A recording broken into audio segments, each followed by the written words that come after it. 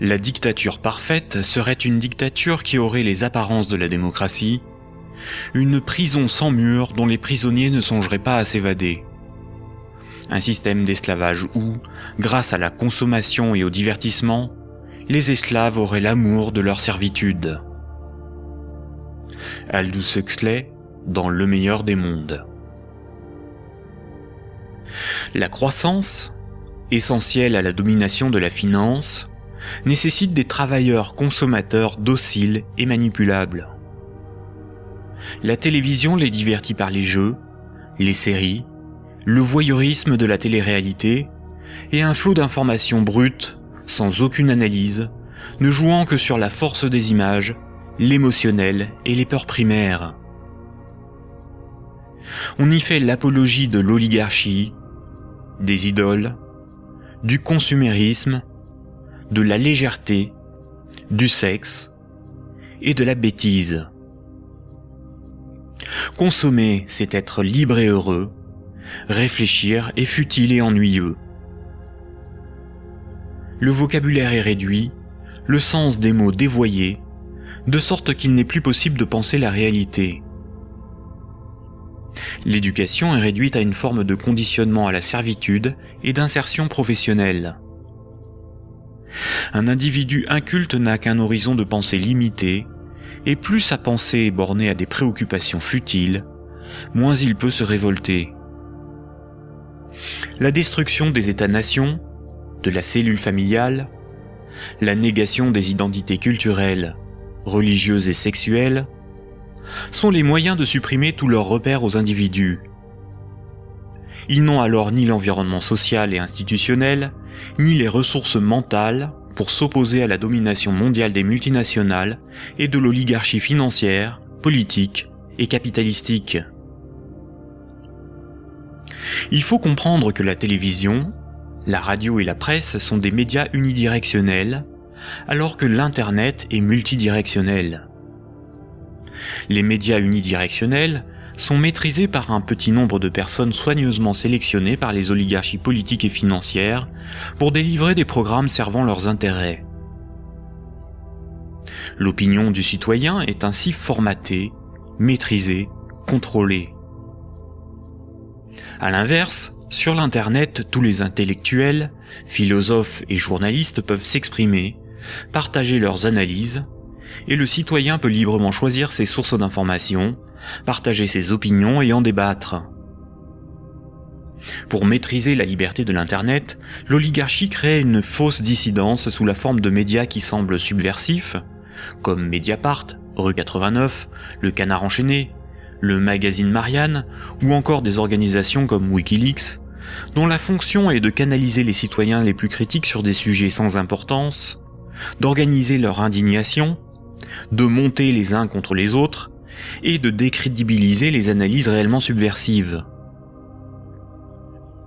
Et quand le prêt-à-penser perd trop de terrain, la liberté d'opinion et d'expression n'existe plus. L'Internet tout entier est diabolisé au nom de la démocratie, de la République, ou encore de la lutte contre un terrorisme fictif ou fabriqué.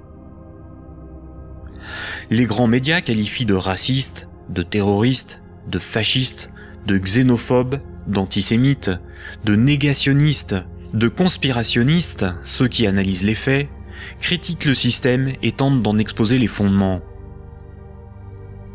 Ces grossiers amalgames visent à empêcher le public d'écouter leurs discours, d'étudier leurs arguments et de débattre de leurs idées. Tout comme ce sont les banques qui décident ce qui doit être financé en fonction de leurs intérêts, dans les médias dominants, c'est l'oligarchie qui décide l'information qui doit être diffusée en fonction là aussi de ses propres intérêts. Le contrôle du vecteur soit de la richesse, c'est-à-dire la monnaie, soit de la connaissance et des idées, c'est-à-dire les médias, soit encore du système législatif, c'est-à-dire le gouvernement représentatif non démocratique, sont les instruments de la domination des oligarchies. Dès lors, il ne faut pas tomber dans la provocation, l'extrémisme ou la violence. La violence et la provocation sont ce que le système attend pour justifier la censure, le contrôle d'Internet et la mise en place d'un État policier. Il ne faut pas non plus dépenser son énergie sur des détails. Il faut au contraire remettre en cause les fondamentaux sur lesquels repose ce système de domination. Tous les mouvements progressistes, sociaux ou alternatifs, quelle que soit leur forme, associations, partis politiques, ONG, et quelle que soit leur cause, devraient faire la promotion de 3 changements décisifs pour le monde de demain. Premier point. Remettre la création monétaire au service de l'intérêt général. Tant que ce sont les banques qui décident de ce qui mérite d'être ou de ne pas être financé en fonction de leurs propres intérêts, le pouvoir politique et le libéralisme ne sont qu'illusions.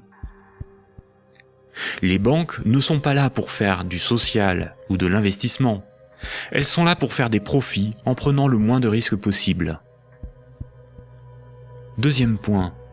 La création monétaire par le crédit à intérêt et la destruction monétaire lors du remboursement des crédits forment un système pyramidal obligeant l'humanité à détruire la planète pour le seul profit de la finance.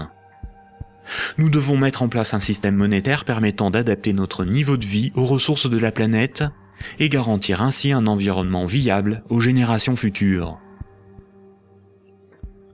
Troisième point, instaurer un système politique réellement démocratique.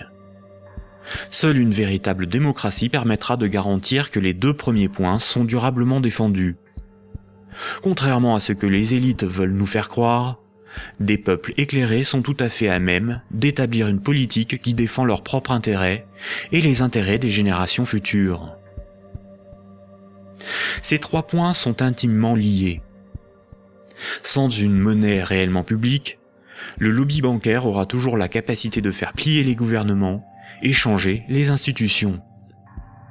Un régime réellement démocratique, où c'est le peuple qui vote lui-même les lois, permet à la nation de s'opposer à toute privatisation de la monnaie et est la garante du maintien de la finance au service de l'intérêt général. Une création monétaire publique et l'instauration d'une véritable démocratie sont indissociables, car l'un est le garant de l'autre.